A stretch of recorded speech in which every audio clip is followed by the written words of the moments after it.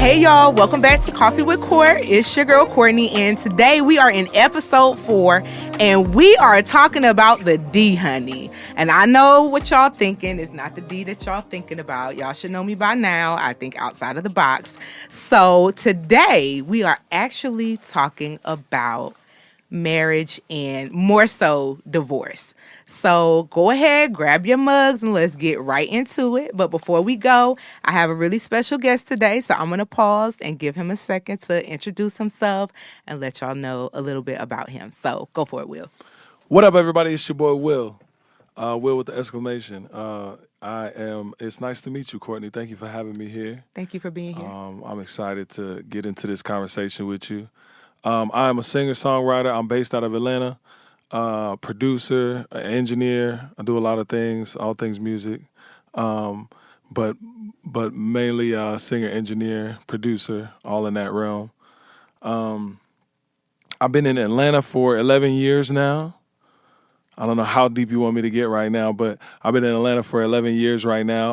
Okay. Atlanta is my second home. I feel like Okay, still, me too. Even though I live here, it's Me still my too. second home. Facts. You know what I'm from saying? Alabama. So. You from Alabama? What part of Alabama you from? Man, you don't know. Hold on now. Hold on. Man, you don't What know. part of Alabama you from? Bruton, Alabama. Oh, we might be kinfolk. Stop lying. I swear to God. I Stop swear lying. to God, Bruton, Alabama, you look like my kinfolk, man. Wait a minute. What's your last name? Yo, this is I swear wild. to God, my whole family from Bruton. What? My whole family from Bruton, Man, Alabama. you're lying. That's why I said don't play with me. I might know. My whole family from Bruton. I got kinfolk in Bruton right now. Right now, my uncle live in Bruton. My aunt live in Bruton. You know who Margaret Bradley is? What? Dr. Bradley That's my auntie. Yo, Yep. you lying, man. I swear to God. That's my Y'all, this auntie. crazy. So, swear to God, this is my boy first time in the studio with me. I met him moments before, like, the minute he walked in. That's wild. And had no clue. That's wild. That's wild, man. Yo, the universe works in mysterious ways. I'm yo. telling you. That's crazy. That's real crazy. Well, it's good to have That's a family. slim chance. That's a real slim chance. Yo, like, I'm talking about, like, so slim, like. Super slim. Like they ain't have a cell phone tower till like 2009. Yo, that's shit. crazy, man. Well, welcome, kinfolk. Yeah, I feel much more kinfolk. comfortable having this conversation with you since you family and all. For sure. It's crazy. Wait till I tell We my gonna mama. like when we really talk. We gonna probably find out that we are kinfolk. For sure. I guarantee you. Wait till my mama hear this. Yo, That's this is wild. wild. And Who's wait till your I tell- mama? My mom. Her name is Dee Dee. Like, she's known. Like, the whole town knows my mom, man. Like, with the wait Edwards till- clan. I'm Everybody finna say, knows wait till I us. tell my daddy. My daddy gonna be like, wait a minute, I know her mama. Right. Crazy. Dee Dee Edwards, Demetrius Edwards. Everybody knows my mom, man. Okay, yeah, I'm gonna tap in. That's wild. I'm gonna tap in. Wow. Yo, so now that we had our That's family reunion, wild. we're gonna go back and Facts. hop on this topic. But so I wanted to do this episode because I just feel like divorce is it's a touchy subject, you know, it's a sensitive topic, but like it's a necessary conversation, man, because I feel like so many people find themselves stuck in a situation or stuck in a marriage, you know, out of fear, out of a lot of reasons. You know, some people have children, they want to stay for the kids. Absolutely. Some people don't have kids and they just stand out of fear of what others might say, or, you know, that was one of my personal reasons, and I'll dig into that in a little bit. But, you know, I just wanted to have the conversation that nobody's having about divorce, what it looks like, the effects of it, the aftermath, the middle part, you know, the process, the everything. So, yeah, and I mean, you know, for me, like, it took me a while, but, you know, I had to get to a place to realize that it's okay. You know what I'm saying? Like, it's not the end of your life. It's not the end of the world. You know, and women may be a little more emotional about it than men. I don't know, but we're gonna get there. Yeah. But, you know, just wanted to let everybody know, regardless, you know, male, female, whatever, like, you know, it's okay. And it's life after divorce. It's not the end of your life. So, Absolutely. I'll don't let stop. you get into a little bit about, you Yeah. know, your marriage and, you know, what led you guys, if, you know, and feel free to share or not share. You know, you can be as transparent as you want, or, you know, you can keep it reserved. It's up to you. Whew. Well, I have just to put it out there. I am currently married. Okay. Congratulations. Thank you. Appreciate it. And I've been married for about a year and a half. Like we just had our year and a half anniversary, like a couple days ago. That's actually. awesome. But I was married before. Okay. And my first marriage, I was young. My ex-wife was young. We were very two bullheaded and strong, opinionated individuals, and we were married for almost 4 years. We didn't make it to the 4-year mark, and we were together for about 6 years. We met in college, all that other good stuff. Very young, very dumb, very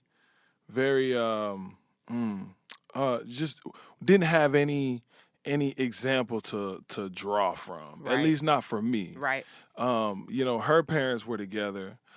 So they were something I could kind of look at once I met them. But my parents for my entire life, my parents have never been together. Right. So I don't know what that looks like. On my mother's side of the family, everybody was divorced except for my grandparents and my uncle. My uncle lived in Oklahoma, so my grandparents was the only relationship that I like, or a healthy-ish relationship that I ever seen. You know what I mean? So getting into a marriage and just for me, I felt like I got married for social responsibility. Does that make sense? It makes sense. I felt like, oh, this is what you're supposed to do. Yes. You know what I'm saying? Yes. I'm supposed to go to high school, graduate, go to Right. college, graduate. You know what I'm saying? Get married, have the meet kids. the love of my life, You quote know what I'm unquote. saying? Yeah, get married, start having kids. Like, just honestly, that's how I felt. Like, social responsibility. Wasn't really thinking past, like, oh, okay, this is just one of those things that I'm supposed to do on this path of whatever else I'm trying to do. Had I known a little bit better, I might have did it a little differently. Exactly. Yeah. And so for me, I was 29. I was turning 30. I'm kind of like you in the sense of, my mom, she raised me as a single parent. I knew my dad, you know what I'm saying? I had a separate, but I never knew the dynamic of a family. I didn't see that growing up. I didn't have that. So, all I ever knew was my mom. You know what I'm saying? I didn't know really now in hindsight looking back, I didn't even know what a wife was supposed to be. I didn't know what it looked like. Man. You know what I'm saying? And I was like you, you're supposed to graduate high school, go to college, focus on your career, and then after that you get married, you start a family, blah, blah, blah, blah. But I never had a family to look at. Never. And so I found myself 29. I lost my dad in 2014. Oh, man. I took care of him until he passed. And, when my dad died, it's like, even though him and my mom weren't married, it was like something died inside of me, like a piece of me died too. Of course. And I was fishing for that replacement, even though he could never be replaced. You know what I'm saying? And so it's easy, especially when you're grieving, and that's a whole nother episode, but it's real easy to find yourself just doing something. You know what I'm saying? And I remember at that time, which should have been the first red flag for my now ex-husband. Shout out to him, by the way, if you're listening. Like, he's still cool. But that should have been his first red flag for me. Because you know what I'm saying? Like, he proposed, and I was like, let's get married right after my dad died. That fell through fast. So you felt like you pushed yourself into that scenario. Yeah. And that fell through real fast. So we were gonna get married and ended up calling off the wedding. Yeah. So to me, that was a red flag on me. He should have been like, "No, I gotta run because this girl ain't ready." You know what I'm saying? But he stuck it out. You know what I'm saying? He stuck it out, and probably for his own similar reasons. Yeah, you know and I was ending up turning 30. And I'm finally, that's when the clock started pushing me. Right. And I felt like society started pushing me. Right. And I'm like, man, but really, I was pushing myself. Nobody was bothering me. It was my own mind thinking what other people are going to say, other people are going to, And I feel like that's something that after divorce for me, that was the huge realization that I came to terms with was like, Like honestly, there was a period after my divorce where I just started shedding things. I just started saying, like, I just started letting family know things that Yeah. I've been wanting to let them know.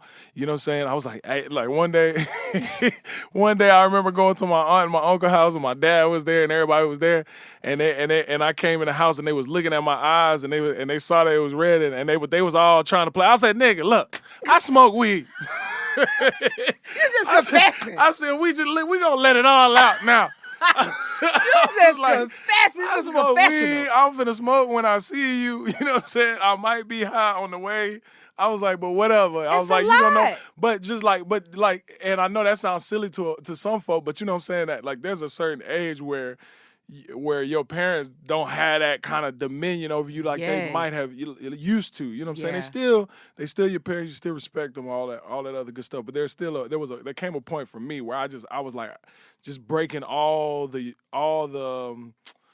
any kind of layer that was between me and my family, any kind of secret, any kind of thing that was like, I was like, look, we gonna talk about everything. I'm letting it all out. And so with that, once I shared that, I think the next phase for me was just running into a space of realizing that what other people think really don't matter. It really don't. It really don't matter. It really don't. It's one thing. It's very interesting to me. I think I went a lot of my life trying to be a people pleaser. Yeah. And then I realized that wasn't helping me at all. Right. You know what I'm saying? I wasn't prospering because of that. And not only was I not prospering, it put me in a bad mental space. Yes. I'm starting to think that I'm going crazy because this person not satisfied with whatever it is that I'm doing for them, or Truly. This person is not satisfied. And that was a big realization from my marriage. Is I'm sitting here trying to satisfy this person who is just not satisfied. Just not satisfied. She has her own things going on, her own ways of wanting to be fulfilled that for whatever reason she's not finding in me, or really maybe not at all. Right. And she's just searching for it, so let her search. Go and search. Yeah. Like now I look at it like, well, if you don't want me, then don't talk to me. Like, Okay, Fantasia. Go ahead and free yourself. Yeah, it's cool. Seriously. It's cool. It and really is. I'm feeling what you're saying, because I found myself obviously in a similar position. But you know what marriage taught me? Marriage taught me, especially after, learning that, one, people can get married for the wrong reasons. Absolutely. And obviously I did. Can I say this? People almost more than 50% of the time get married for the wrong reasons. We know that, and the divorce rate just goes up and up. Yeah. The more marriages, it's kind of disappointing if you do get into a second marriage. It's like the odds are against me. Right. Even more so than my first marriage. Right. You know what I'm saying? So, and it just gets worse, and the percentage goes up and up the more marriages that you get. And what I learned, a big lesson that I learned, is that you can have two great people. Mm-hmm. That's just not great for each other. Ooh, yeah. You can have two really good people, because that's one of the things that kept me in my marriage for as long as, because I kept saying to myself, like, dang, he's a good guy. He's a good guy. He's a good guy. He's a good person. He's a good man. He's a good provider. He's good this. He's a good that. And everything was good. I had nothing bad to say about him. Yeah. But he wasn't fulfilling me, and I wasn't fulfilling him, and we were just two great people who really, at the end of the day, turned out to be a hindrance to each other. Because you said it. You said you had gotten into it to feel something else that was going on. Yeah.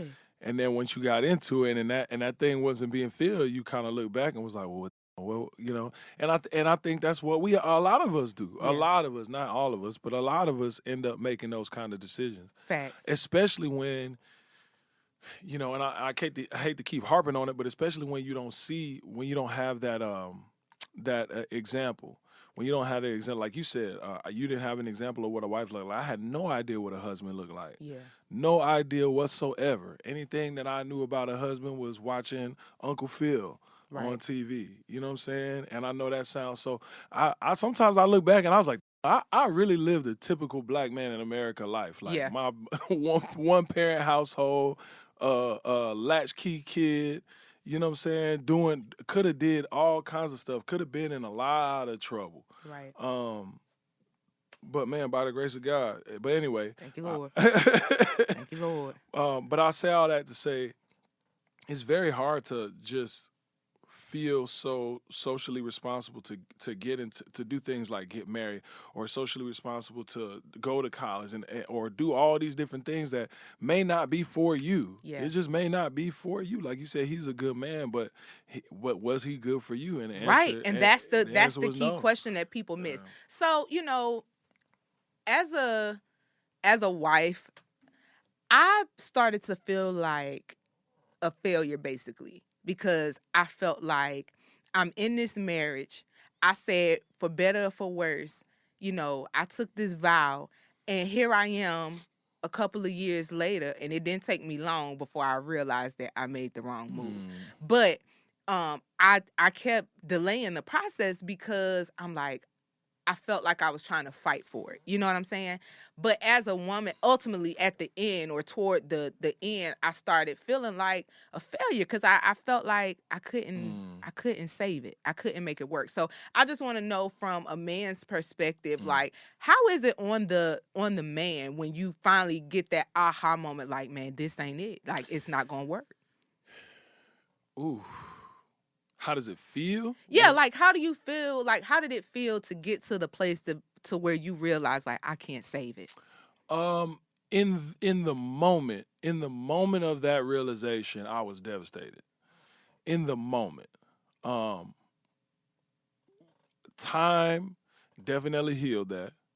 And over time, again, shedding happened, and I was able to see things for what they really were. Yeah. I was in a toxic relationship with a toxic person who still goes around promoting that that we were in a toxic relationship, and that there were some sort of way she has convinced herself that I was so toxic and such a bad human being. She's convinced herself to tell the world that, but that's not her day to day with me. Do you know what I'm saying? She knows that I'm a great father. She relies on me for a lot. Mm-hmm. You know what I'm saying?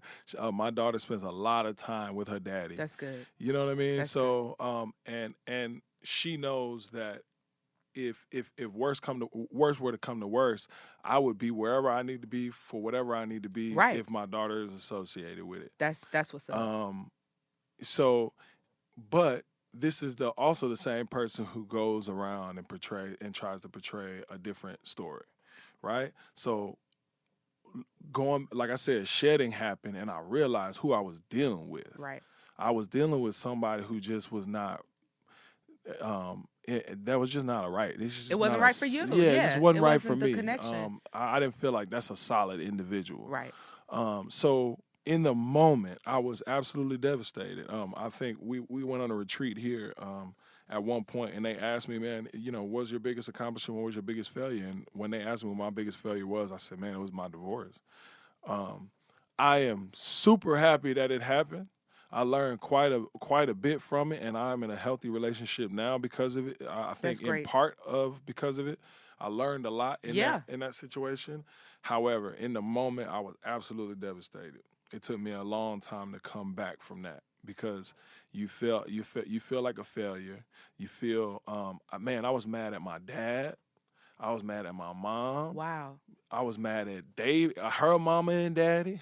You know what I'm saying? Everybody. I was mad at everybody. I'm mad at everybody. I really was because I kept saying to myself, well, man, like, how did y'all expect me to do this the right way? And I think, and everybody looked at me like, well, nobody expected you to do it. You decided to do this.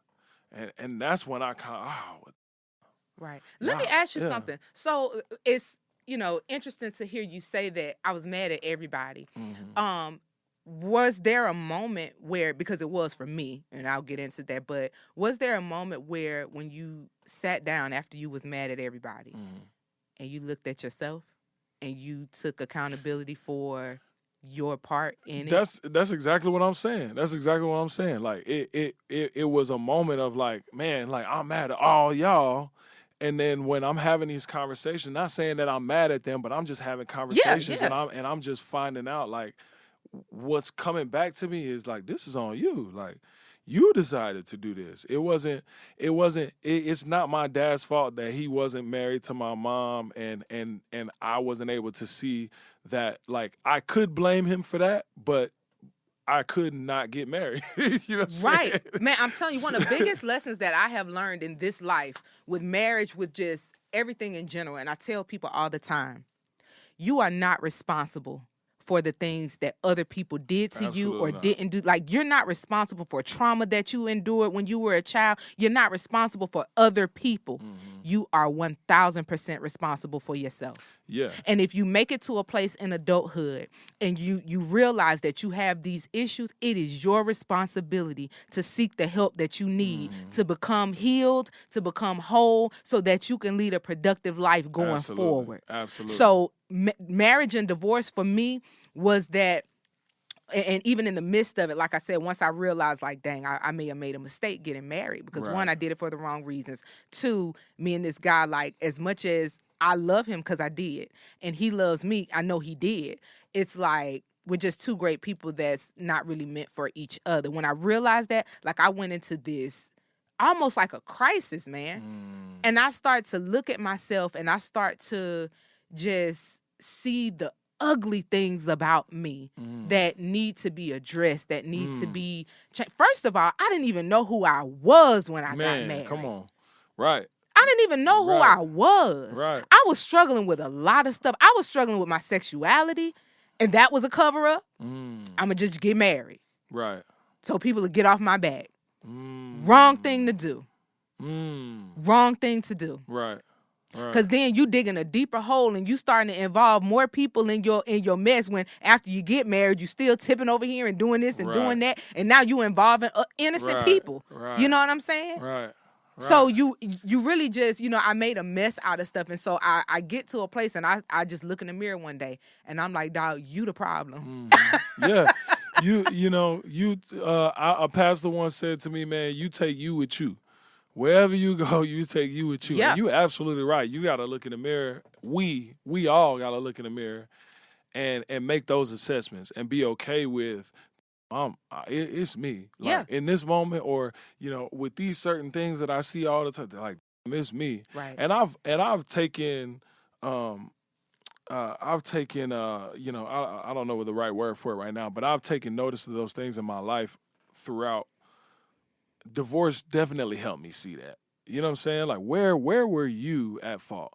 I'm not worried about nobody no more. Right. And that left me now to, at this point, where I'm like, I can only control what I can control. Exactly. Like, if you mad at me, I'm sorry. It's up to me to give you an emotional response to that or not. Right. It's like, you can be mad, and I can be mad with you, or I can be like, hey, like, let me try to understand why you're mad, because I'm not mad and I'm not gonna get mad. But let me try to understand why you're mad, so maybe we can alleviate your anger. You know what I'm saying? Or whatever the case may be. But it's not my responsibility.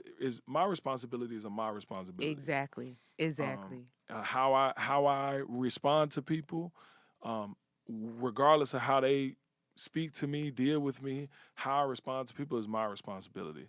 I tell my daughter often, I was like, man, you can't just get up and do what you want to do just because you want to do it, because you think that it's okay. There are consequences for that. At this age, you may not realize it, but I might want that car. I love that car. That's a nice car. If I go get that car and just start driving it like it's mine because I want it, there's going to be consequences for that. You're going to go to jail. You know what I'm saying? You're going to have consequences. So whatever you do is 100% based on what you do. You know what I'm saying? How you're thinking, what you choose to respond to. And I think after divorce, I just was able to really collect that, really sit back and realize, like, man, you take you with you. That's when it hit for me. Like, everywhere you go is you. But bro. I think that awakening moment is like the start of a new life. Like, or it's actually a start of life in general. Yeah. Like, once you go all these years and you think you living, but you really not living until you're introduced to yourself. Right. And so marriage and divorce for me was an introduction to who Cortney really is. Not the Cortney that I paint for everybody to see, but me. Like, this is who I am, And, this is life. And Right. life can get ugly sometimes. Right. Life is not always a tiptoe through the tulips. Like, Come real on, life tiptoes. happens.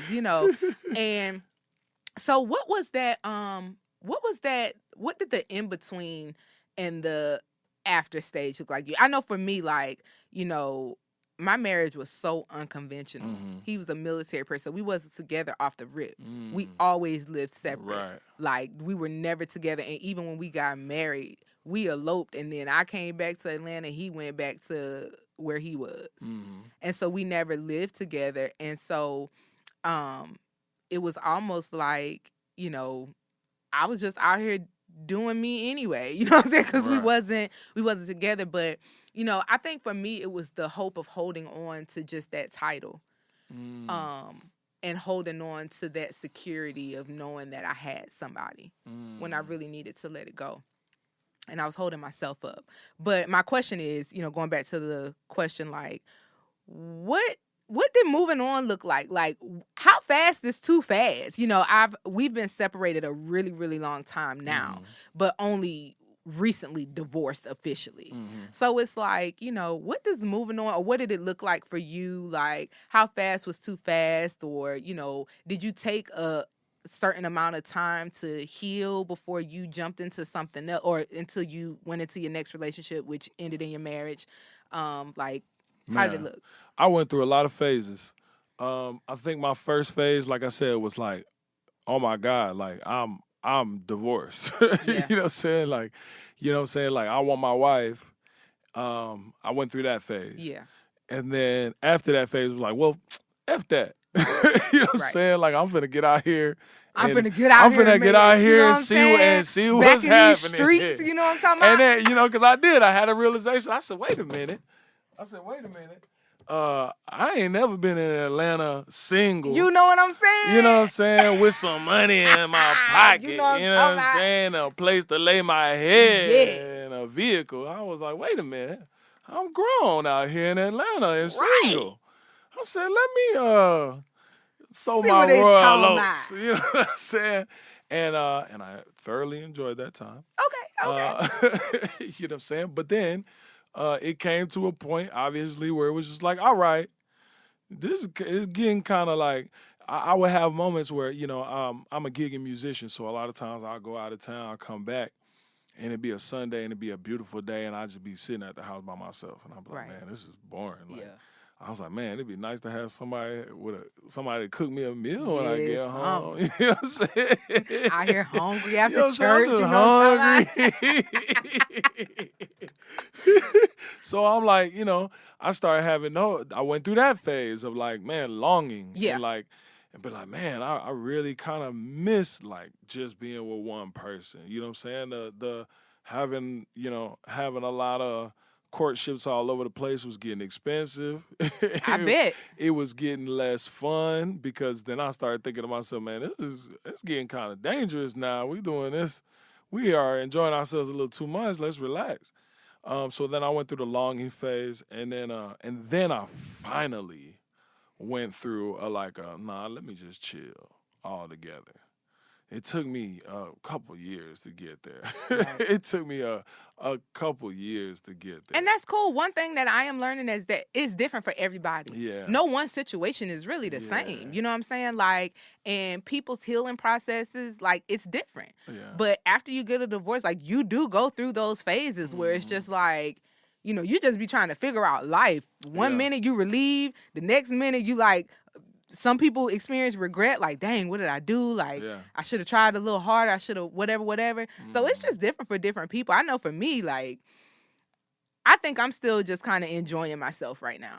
Because that's fine. One of the biggest things for me was making sure not to repeat the same mistakes that I did the first time. First of all, I'm never going to be with somebody again just for the sake of saying that I got somebody. Nah, absolutely. We're not doing that again. We don't need it. We're like, for what? For what? You know what I'm saying? For what? To satisfy somebody else's obligation of what they feel like they should see in your life. Right, Like when you gonna nah. get married, I hate when people like mind your business. Mind your business. Mind It's your not for you. business. It's for me. When you you know what I'm gonna saying? get married? Right. Single and you 68 years old. And What? you out here worried Yeah, about me you worry about and what I'm everybody else. doing. Like mind your business. Yeah, so You know? I'm not doing that again. I'm not settling, and I don't say that in a bad way toward my ex, because again, he is a phenomenal person. But I'm That's not good going to that settle. You have that kind of reverence for him. Yeah, yeah. I will never say a bad thing about him. You know, I'm not perfect. He wasn't perfect either. Right. You know what I'm saying? We both contributed to why it didn't work, but just overall, generally speaking, he's a wonderful. I will never badmouth him ever, not a single day in my life. But yeah, man, just wanted to, make sure I know who I am and be secure in who I am, so that when I do get to whatever God has for me, I'm ready for it. Mm-hmm. I wasn't ready. Yeah. I wasn't ready. And it took me a long time to be able to say that. It took me a long time. But what advice would you have for someone who's in a position to where, they're married and, maybe it's not working out, for whatever reason? Like, what advice would you have when it comes to making that ultimate decision to end it? Oof. That's tough for me because it wasn't my decision. Okay. It wasn't my decision. It ended amicably, but it wasn't my decision. I could go into that, but that's not what this is about. I got you. You're gonna have to come back for a part two. Yeah, we gotta come back for a part two. I will. I'll give you this. So one day, middle of the night, I'm taking care of our 1-year-old, not even 1-year-old daughter. I've been with her all day. It's a church day. We went to church. After church, she disappeared. I've been with the baby all day. I got to get up at 5:30 in the morning to go work because I'm the breadwinner in the house at the moment. She come back in the house at 1 o'clock, 2 o'clock in the morning. I ain't seen her all day, and then gonna wake me up. I'm ready to, I think I want a divorce. What? Whoa. I said, wait a minute, what you talking about? Like, huh? Whoa. Like completely left field on me. Like had no idea it was coming, no nothing. So I'm like, and all this is going through my head. Like I had to get up in the morning to feed my family. I said, I'm gonna deal with this in the morning. I don't know what you're talking about right now. I went to go lay down, get up, I go to work, I come back from work, family gone. Daughter, wife gone. Oh man, I'm sorry, man. Yeah, I know that's a lot. And this was in what was this? This was April. This was in April of 2016. So then, and I just give people the timeline because this the thing that I kind of came on here in two-part to kind of rebut was what I keep hearing out here in the ether, and I'm like, man, we got to get this clear. Yeah. Like we got to get this clear because y'all playing with my name, right? And I don't like it. But I just tell the people the timeline and let you make your own decision. So April, she meets somebody in the church in February. Man of God. Oh yeah, no, listen, I lived the Tyler Perry movie through my when I get ready to write the screenplay. Hey, we for sure got to do a part two on this, man. This sounds like this a script right here. It get juicy. So she met somebody in the church in February. By April, she was talking about she wanted to go. All of a sudden in April, she ready to go. Then she pushed to finalize the divorce. She used my daughter as leverage to try to get me to hurry up and sign the paperwork. And I'm going through an emotional state. I got no family around me. I just was like, whatever. Like, I just want to see my baby.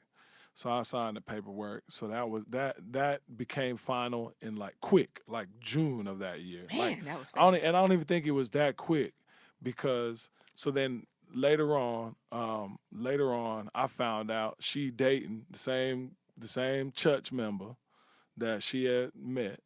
Oh man. And they had been talking this whole time like I didn't know, but they had been talking this whole time. Then next thing I know, I find out in October of that year that they had eloped in August. Whoa. Right.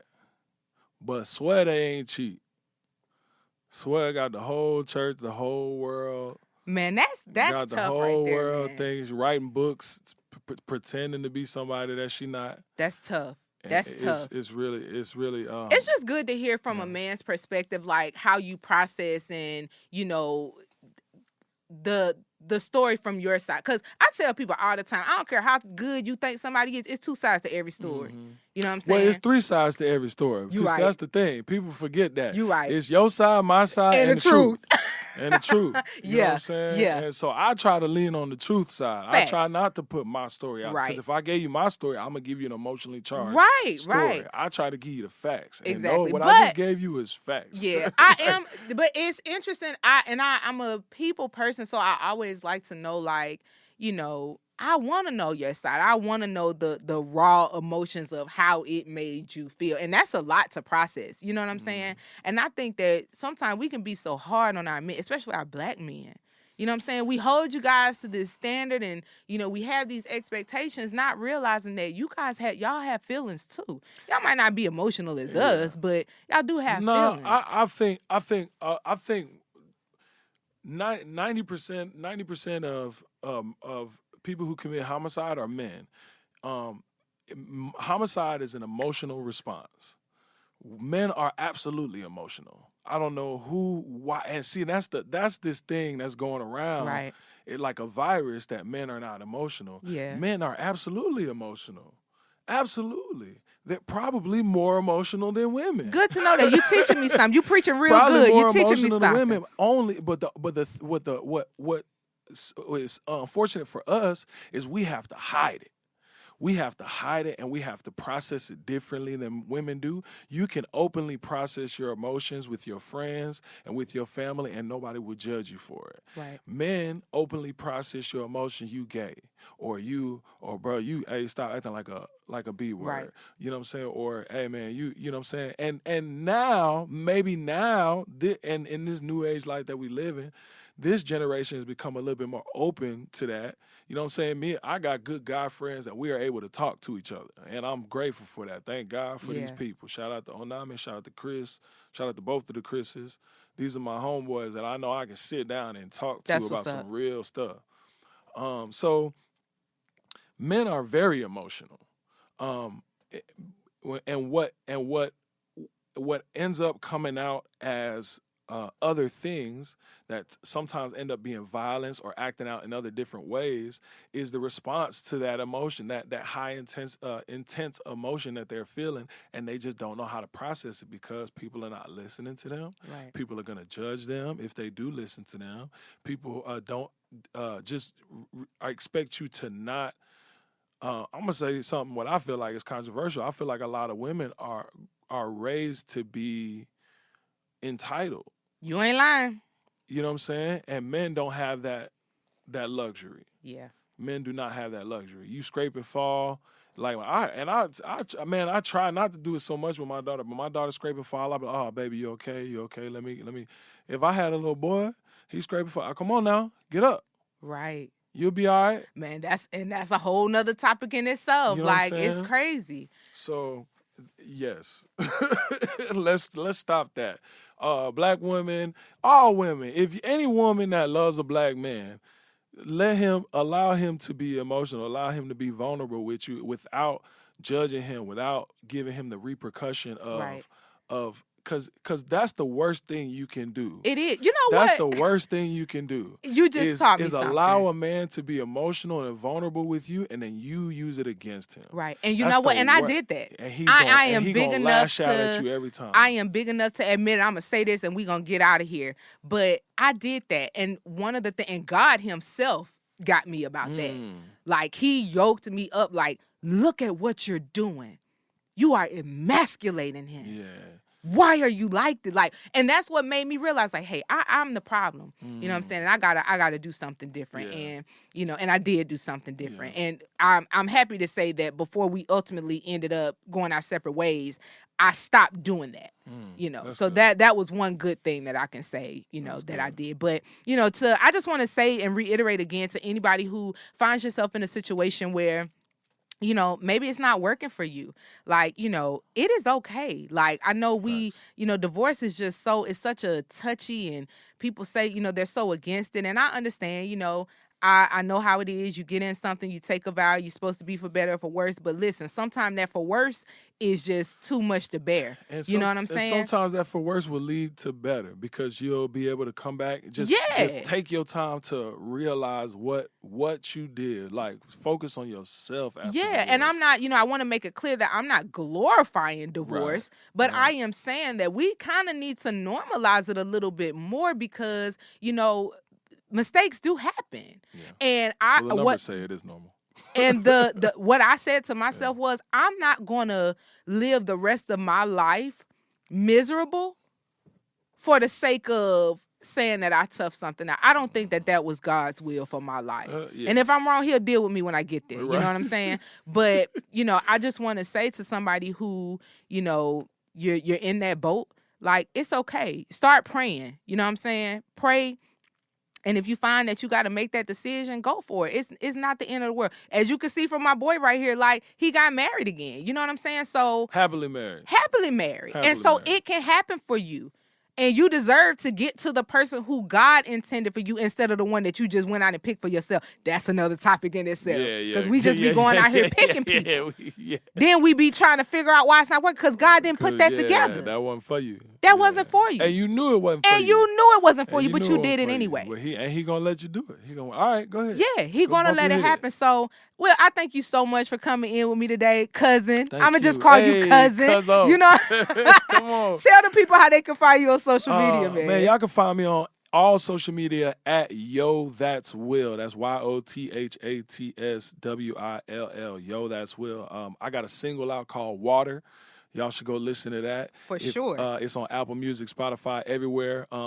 You can spell my name W!LL. So turn the I upside down, make it an exclamation point, W!LL. And I also have a podcast that I would love to have you on at some point. It's called the Pull Up Podcast with Chill Will. Most definitely. Yeah, man. Pull Up Podcast with Chill Will. We'll be back in January for season 2. So y'all check out all those things on social. That's the Pull Up with Chill Will. The Pull Up with Chill Will. So that's what's up. Well, y'all, please be sure to check out my boy Single. Definitely follow him. Get into that podcast. Y'all, we're going to get out of here. We'll be back with episode 5. I'm just going to wait and let y'all see what that one is on your own. I'm not even going to give you the precursor. You just got to get back. So if you're not following me already, you can follow me on IG at Coffee with Court. That's Coffee with CORT. There's no U in my name. You can find me on TikTok at Coffee with Cortney. That's CORTNEY. I love y'all so much. Thank y'all for tuning in. We'll see y'all next time. Hey, cappuccino. Yo, you so dope, man. Thank you so much. Thank Hey, you. listen though, you brewing though, like what? Hey, so hold on, wait now. We gotta figure out who we know. Yo! You said Dee Edwards. Yeah, D. My mom was and her name is Demetrius, but everybody call her D. Everybody call her Miss D. Is it DIDI? DE.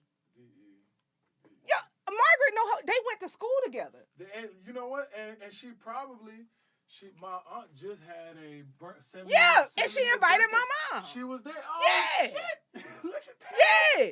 Wow.